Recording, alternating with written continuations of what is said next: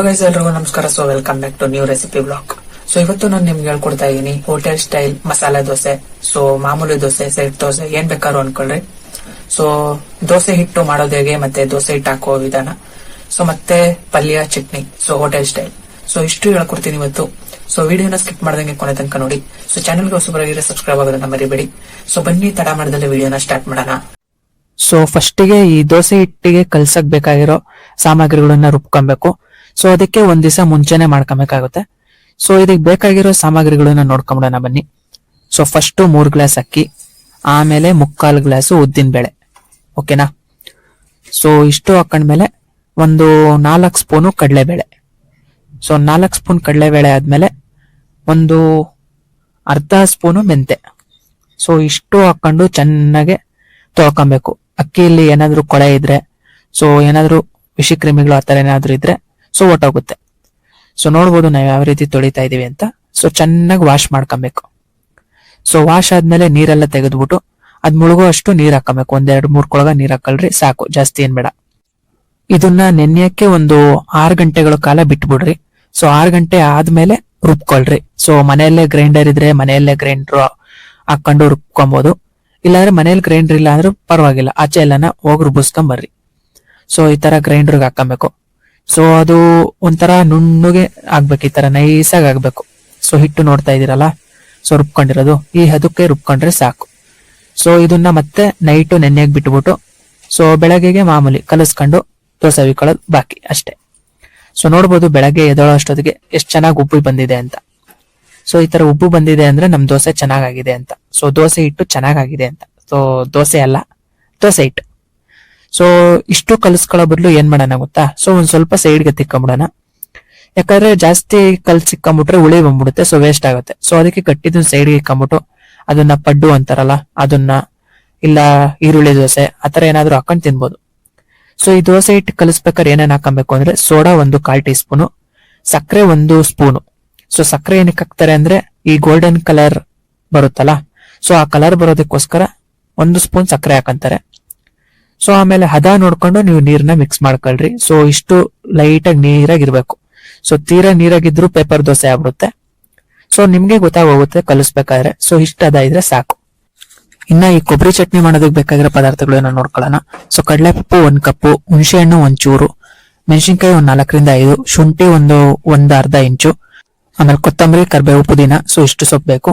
ಆಮೇಲೆ ಕೊಬ್ಬರಿ ತುರಿ 1 ಕಪ್ಪು, ಉಪ್ಪು ರುಚಿಗೆ ತಕ್ಕಷ್ಟು.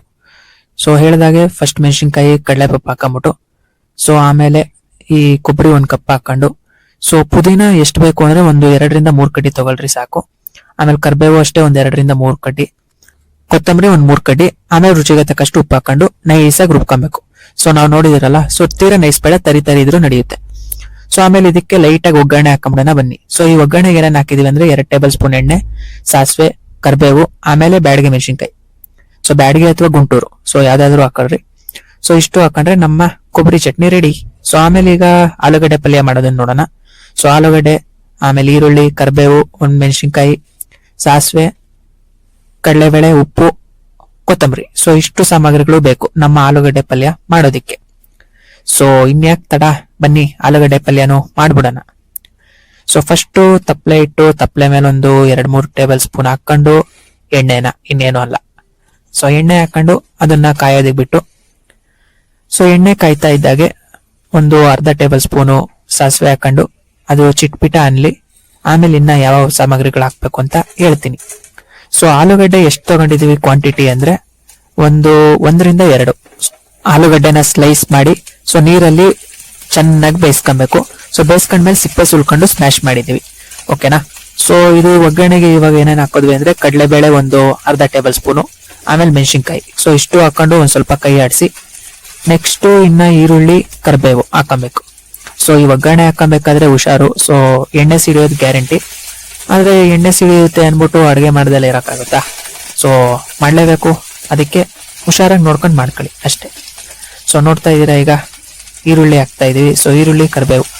ಸೊ ಈರುಳ್ಳಿ ಒಂದ್ ಸ್ವಲ್ಪ ರೋಸ್ಟ್ ಆದ್ರೆ ಸಾಕು, ಲೈಟ್ ಆಗಿ ಒಂಥರ ಕೆಂಪು ಕಲರ್ ಆಗಿ ರೋಸ್ಟ್ ಆಗ್ಲಿ ಅಷ್ಟೇ. ನಮ್ಮ ಆಲೂಗಡ್ಡೆ ಪಲ್ಯನು ಇನ್ನೇನ್ ರೆಡಿ ಆಗ್ತಾ ಬಂತು. ಆಮೇಲೆ ಲೈಟ್ ಆಗಿ ರೋಸ್ಟ್ ಆದ್ಮೇಲೆ ಉಪ್ಪು ರುಚಿಗೆ ತಕ್ಕಷ್ಟು, ಆಮೇಲೆ ಅರಿಶಿಣ ಒಂದು 1/4 ಟೀ ಸ್ಪೂನ್ ಹಾಕಬೇಕು. ಸೊ ಇಷ್ಟು ಹಾಕೊಂಡು ಚೆನ್ನಾಗಿ ಮಿಕ್ಸ್ ಮಾಡ್ಕೊಬೇಕು. ಸೊ ಚಾನೆಲ್ಗೆ ಹೊಸಬರಾಗಿದ್ರೆ ಸಬ್ಸ್ಕ್ರೈಬ್ ಆಗೋದನ್ನ ಮರಿಬೇಡಿ. ಸೊ ಇದೇ ತರ ರೆಸಿಪಿ ವ್ಲಾಗ್ಸು, ಸ್ನ್ಯಾಕ್ಸು, ಅಡುಗೆ ಐಟಮ್ಸ್ ಎಲ್ಲಾ ತರದ್ದು ಬರ್ತಾನೆ ಇರ್ತವೆ. ಸೊ ಡೈಲಿ ವ್ಲಾಗ್ಸ್ ಬರ್ತವೆ. ಸೊ ಸಬ್ಸ್ಕ್ರೈಬ್ ಆಗೋದನ್ನ ಮರಿಬೇಡಿ. ಹಾಗೆ ನಿಮ್ಮ ಸ್ನೇಹಿತರ ಜೊತೆಗೂ ಶೇರ್ ಮಾಡಿ, ಅವರು ಟ್ರೈ ಮಾಡ್ಲಿ. ಸೊ ಇದು ಬೆಂದಾಯ್ತು ಈರುಳ್ಳಿ ಎಲ್ಲ. ಲಾಸ್ಟ್ಗೆ ಇನ್ನು ಆಲೂಗಡ್ಡೆ ಹಾಕಬೇಕು. ಸೊ ಈ ಆಲೂಗಡ್ಡೆ ಏನ್ ಜಾಸ್ತಿ ಹೊತ್ತು ಬೇಯಿಸೋ ಅವಶ್ಯಕತೆ ಇರಲ್ಲ. ಸೊ ಯಾಕಂದ್ರೆ ನೀರಲ್ಲಿ ಆಲ್ರೆಡಿ ಬೆಂದೋಗಿರುತ್ತೆ. ಸೊ ಬೆಂದ ಮೇಲೆ ಸ್ಮ್ಯಾಶ್ ಮಾಡಿರ್ತೀವಲ್ಲ, ಸೊ ತೊಂದರೆ ಇರಲ್ಲ.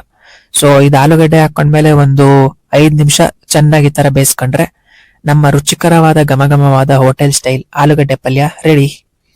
ಸೊ ಇದಾದ್ಮೇಲೆ ಒಂದ್ ಸ್ವಲ್ಪ ಕೊತ್ತಂಬರಿ ಉದುರಿಸ್ಕೊಂಡ್ಬಿಟ್ರೆ ಹೋಟೆಲ್ ಸ್ಟೈಲ್ ಆಲೂಗಡ್ಡೆ ಪಲ್ಯ. ಸೊ ನೋಡ್ಬೋದು, ಕೊಬ್ಬರಿ ಚಟ್ನಿನೂ ಐತೆ, ಆಲೂಗಡ್ಡೆ ಪಲ್ಯನೂ ಐತೆ. ಇನ್ನ ಬಾಕಿ ಇರೋದು ಯಾವ್ದು? ನಮ್ಮ ದೋಸೆ. ಸೊ ಬನ್ನಿ ದೋಸೆನೂ ಉಯ್ಕೊಂಬಿಡೋಣ. ಸೊ ಫಸ್ಟ್ ಪ್ಯಾನ್ ಇಟ್ಟು ಪ್ಯಾನ್ಗೆ ಒಂದ್ ಸ್ವಲ್ಪ ಆಯಿಲ್ ಹಾಕೊಂಡು, ಸೊ ಈ ತರ ಸೆಂಟ್ರಲ್ ಹಾಕೊಂಡು ಆಮೇಲೆ ನೀಟಾಗಿ ಸವರ್ಕೊಂಡ್ಬರ್ಬೇಕು. ಸೊ ಇನ್ನ ತೆಳ್ಳಗ್ ಹಾಕ್ಬೋದು ನೀವು ಬೇಕಿದ್ರೆ. ಅದೊಂಥರ ಮಸಾಲೆ ದೋಸೆ, ಪೆಪ್ಪರ್ ದೋಸೆ ಎಲ್ಲ ತರದ್ದು ಹಾಕೊಬಹುದು.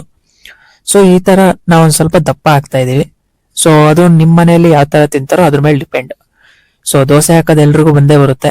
ಸೊ ಹೆಂಗೆ ಗೊತ್ತಾ, ಕಲಿಯೋರ್ಗು ಬ್ರಹ್ಮ ವಿದ್ಯೆ, ಕಲ್ತ ಮೇಲೆ ಕೋತಿ ವಿದ್ಯೆ ಅಂತಾರಲ್ಲ, ಹಂಗೆ. ಸೊ ನೋಡ್ಬೋದು ನಮ್ಮ ದೋಸೆ ಎಷ್ಟು ಚೆನ್ನಾಗಿದೆ ಅಂತ. ಸೊ ನಿಮ್ಗೆ ಯಾವ್ದಾದ್ರು ರೆಸಿಪಿ ವ್ಲಾಗ್ ಬೇಕು ಅಂದ್ರೆ ಕಮೆಂಟ್ ಬಾಕ್ಸ್ ಅಲ್ಲಿ ತಿಳಿಸಿ. ನಾನು ಅದ್ರ ಮೇಲೆ ಆದಷ್ಟು ಬೇಗ ವಿಡಿಯೋ ಮಾಡಿ ಅಪ್ಲೋಡ್ ಮಾಡ್ತೀನಿ. ಸೊ ಎಷ್ಟು ತೆಳ್ಳಗಿದೆ ನೋಡಿ, ಟ್ರಾನ್ಸ್ಪರೆಂಟ್ ಆಗಿ ಹೆಂಗ್ ಕಾಣಿಸ್ತಾ ಇದೆ ಆ ಕಡೆ ಸೈಡು ಅಂತ. ಸೊ ಬೆಂದಿಲ್ಲ ಅಂದ್ರೆ ಸೈಡಲ್ಲೆಲ್ಲ ಒಂದ್ ಸ್ವಲ್ಪ ಎಣ್ಣೆ ಹಾಕೊಂಬನ್ನಿ. ಸೊ ನೀಟಾಗಿ ಬೇಯುತ್ತೆ. ಸೊ ಬೆಂದ ಮೇಲೆ ತಿರ್ವ ಹಾಕಿದ್ರೆ ಆಹಾ, ಗರಿ ಗರಿ ಘಮ ಘಮವಾದ ದೋಸೆ. ಸೊ ಈ ದೋಸೆಗೆ ಬೆಣ್ಣೆನೂ ಹಾಕೊಬಹುದು, ತುಪ್ಪನೂ ಹಾಕ್ಬೋದು, ಎಣ್ಣೆನೂ ಹಾಕ್ಬೋದು.